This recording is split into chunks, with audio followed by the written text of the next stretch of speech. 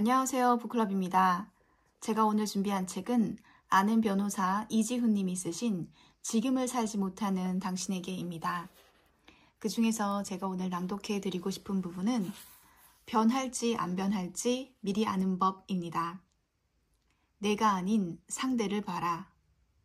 삶을 살면서 맺게 되는 다양한 관계 중에서 가장 어렵고 치명적인 관계는 단연코 결혼일 것입니다. 변호사로서 결혼과 이혼 상담을 하면서 항상 받는 질문은 배우자가 변할까요? 입니다.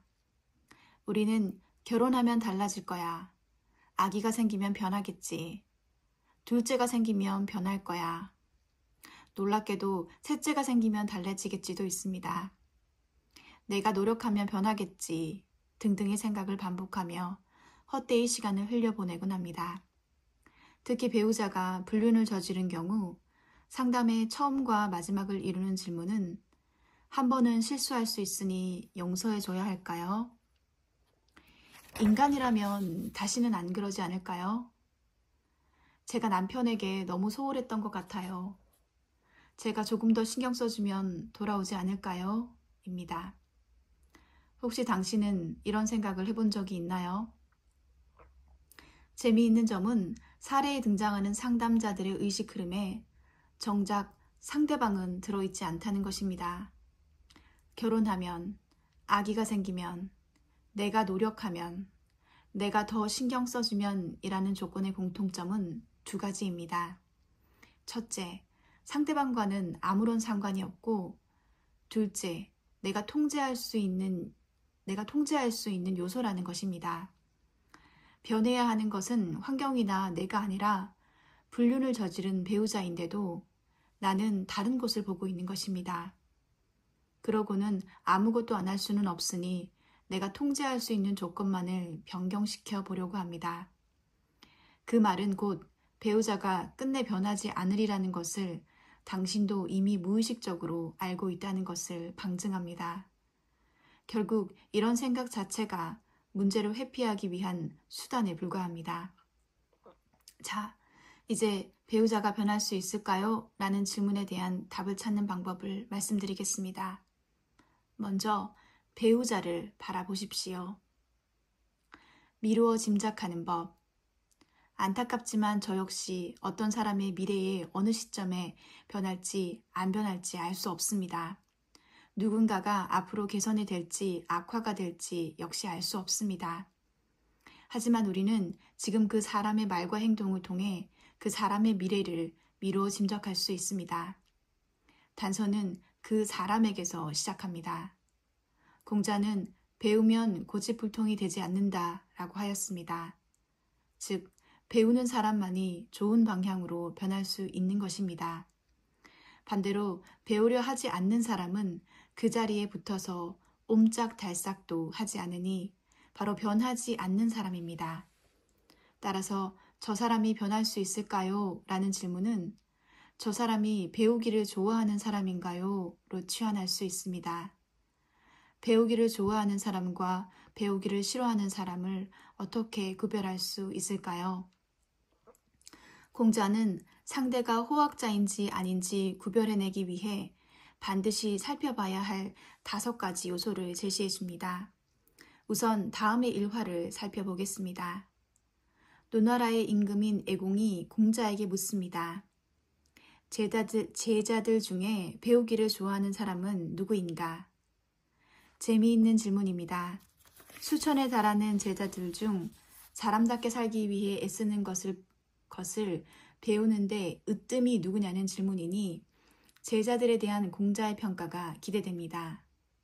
안회라는 제자가 배우기를 좋아하여 화를 옮기지 않고 잘못을 2번 반복하지 않았습니다. 그런데 불행히도 일찍 죽고 없으니 그 뒤로는 배우기를 좋아한다는 사람을 들어보지 못했습니다. 공자의 수제자인 안회는 평가에 지나침이 없는 공자조차도 인자로 인정한 제자입니다. 하지만 안타깝게도 젊은 나이에 세상을 뜨고 말았습니다. 자, 이 일화를 통해서 우리는 호학자의 2가지 특징을 알 수 있습니다. 불천노, 배우기를 좋아하는 사람은 자기의 화를 남에게 옮기지 않습니다. 공자는 분노를 예로 들었지만 한순간에 끌어오르는 분노, 화, 질투 등 자리에 맞지 않는 모든 감정을 포함합니다. 심지어 사랑, 연민과 같은 좋은 감정 역시 마찬가지입니다.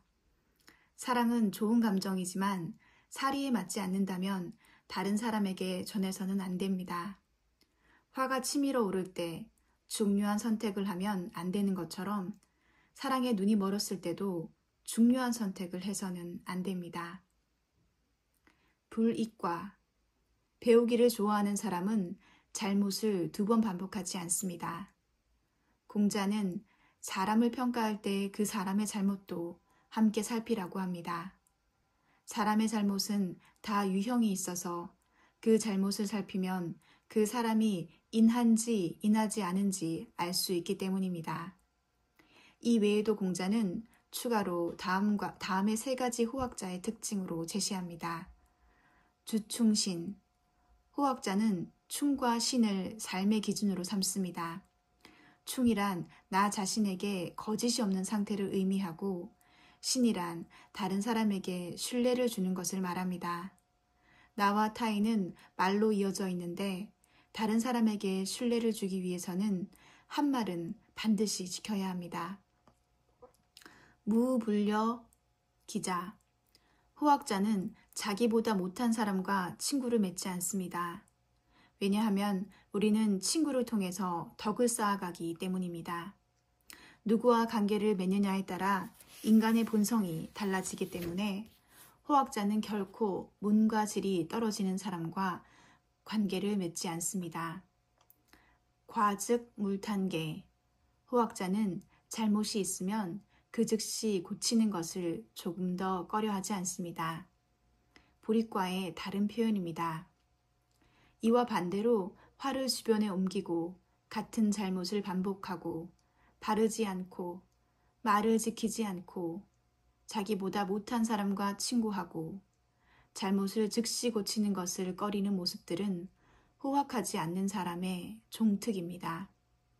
사람답게 살기 위해 배우는 것을 좋아하지 않으니 앞으로 변하지 않을 사람들입니다. 우리는 성기사를 통해 이 5가지 요소를 살펴보아야 합니다. 당신이 관심을 준 사람이 자신의 화를 옮기고 같은 잘못을 반복하나요? 그렇다면 그 사람은 당신이 아무리 노력해도 변하지 않을 사람입니다. 그럼에도 그 사람이 변할 것을 기대한다면 그것은 헤어짐을 선택했을 때의 외로움으로 인해 문제를 회피하는 것에 불과합니다. 그러한 관계는 오래 갈 수 없습니다. 감사합니다. 지금까지 이지훈 변호사가 쓴 지금을 살지 못하는 당신에게였습니다.